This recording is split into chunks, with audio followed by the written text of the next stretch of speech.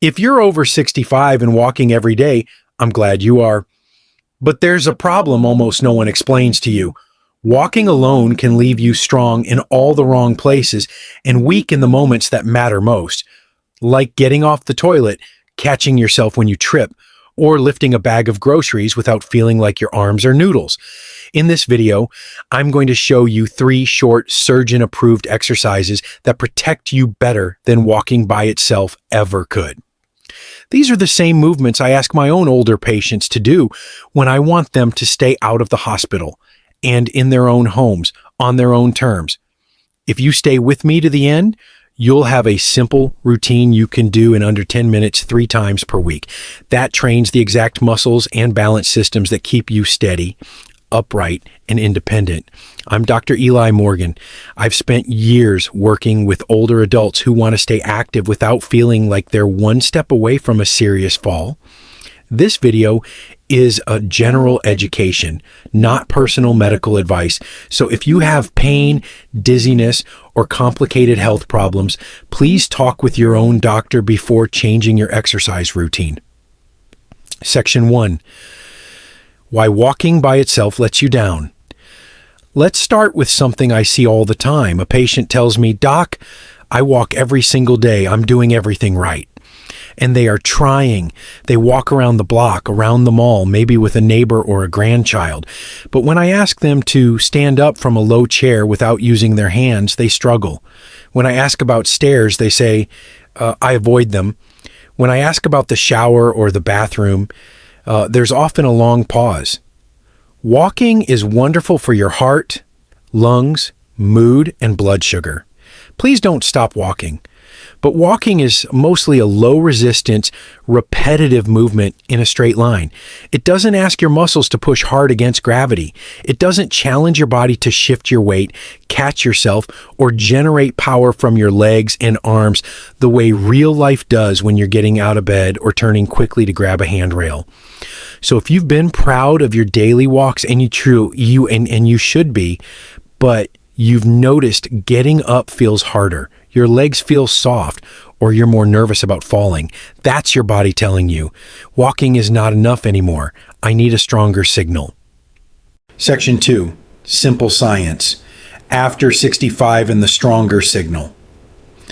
After about age 65, your muscles and nerves become a bit like an old radio. When the signal's weak, the sound still comes through, but it's fuzzy and unreliable. Walking is a weak signal for strength. Your muscles have gotten used to it.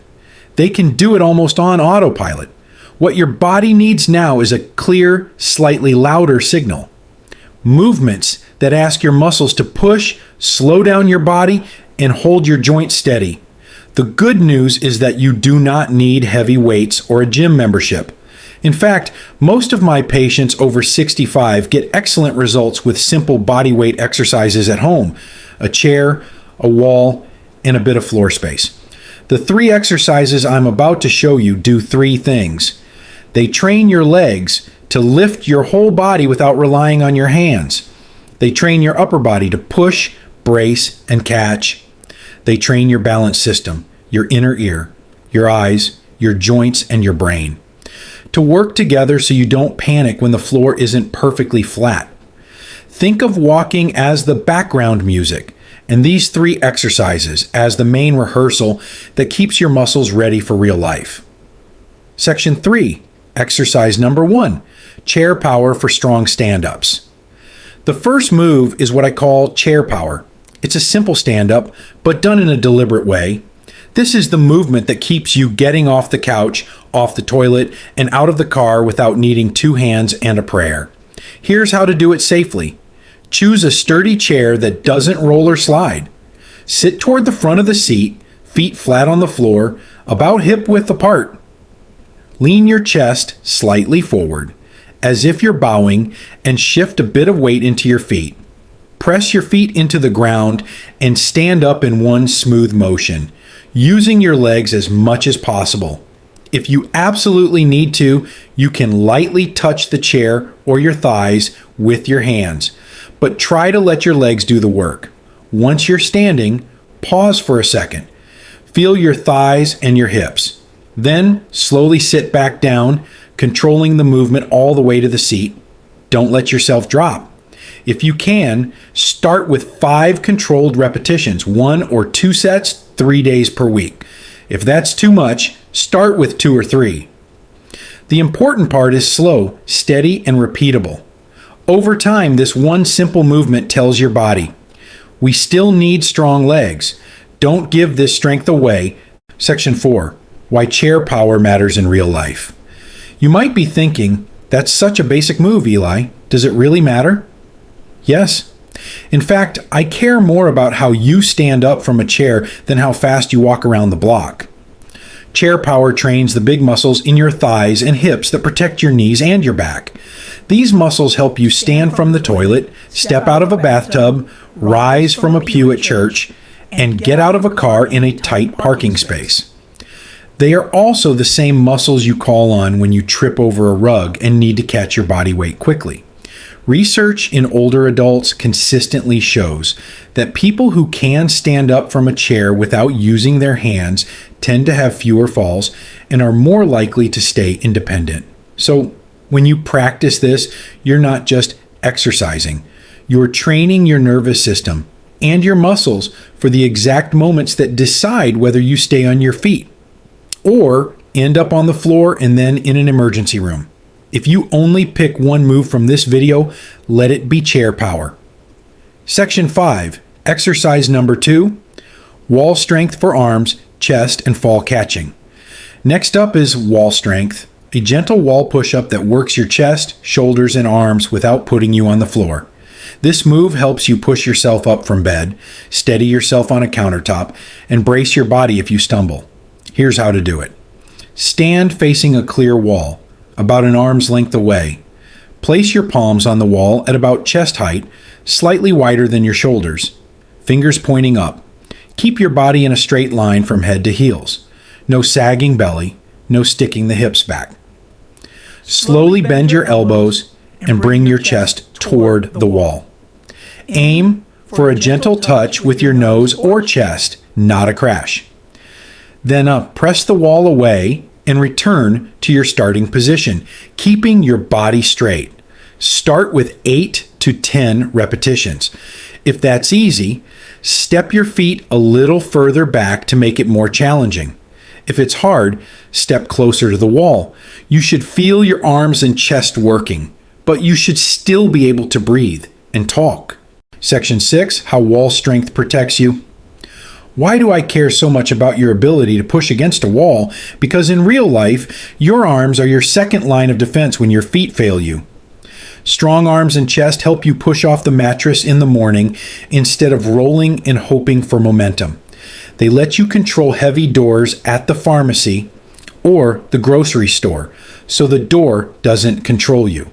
And when you do stumble, your brain often throws your hands out first. If there's a wall, a railing, or a countertop nearby, strong arms can turn a potential fall into an ugly moment you laugh about later, instead of a broken wrist or hip.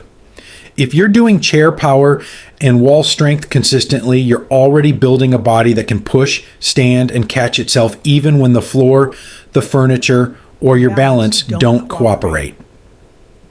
Section 7, exercise number 3, balance march for everyday steadiness. The third move is all about balance and coordination. I call it the balance march.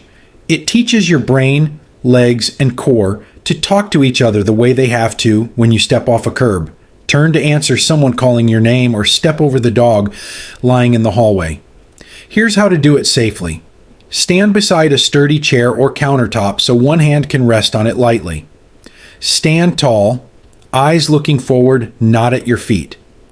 Gently lift one knee as if you're stepping over a low box, while the opposite arm swings forward in a natural marching motion. Lower that foot back down with control, then lift the other knee and swing the other arm. Think of it as slow, exaggerated marching. Start by marching in place for about 20 to 30 seconds, then rest. Do this 2 or 3 times. If you feel very wobbly, keep one hand on the chair the whole time.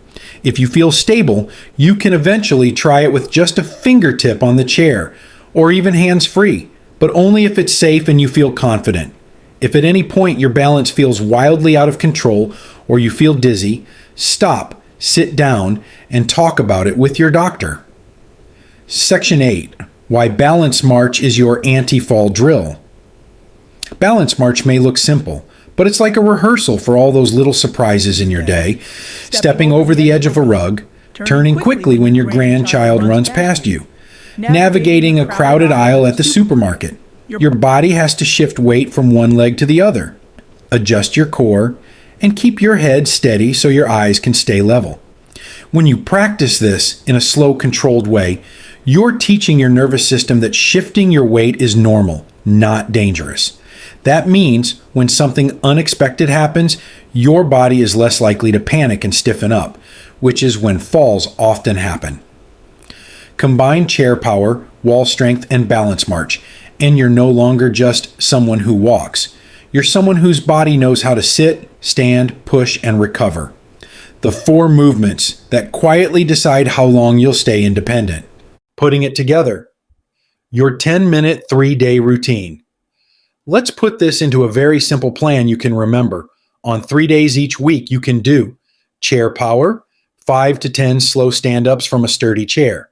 Wall strength, 8 to 10 wall push-ups. Balance. March 20 to 30 seconds of slow marching in place 2 or 3 rounds. Altogether, that's well under 10 minutes once you're used to it. You can do it before breakfast, after your afternoon walk, or while the coffee is brewing. If you miss a day, don't beat yourself up. Just start again on the next day. Muscles and balance respond to what you do most of the time, not what you did perfectly. And remember, if anything causes sharp pain, severe shortness of breath, chest pain, or unusual dizziness, stop and let your doctor know. These exercises should feel challenging but safe, not scary. Before you click away, I want you to do one thing. If it's safe where you are, pause for a moment. Place your feet flat on the floor and do just one careful stand up from your chair, letting your legs do as much of the work as they can. Feel that effort in your thighs and your hips. That small effort is exactly where your future strength begins. If this video helped you understand your body a little better, please tap the like button so YouTube can show it to more people your age who are trying to stay strong and avoid the hospital. If you'd like more plain English videos about staying independent after 60, consider subscribing to Life After 65 so you don't miss the next one. And think of one person, a spouse, a friend from church, a neighbor, or even a parent who you do not want to see in a hospital bed because of a fall. Send this video to them. You might be giving them the nudge they need to start protecting their strength. After 65, strength is not just about how old you are. It's about how often you remind your body that you still plan to use it. These 3 exercises are one of the simplest ways to send that message. Thank you for spending this time with me. Remember, this video is education, not a substitute for personal medical care.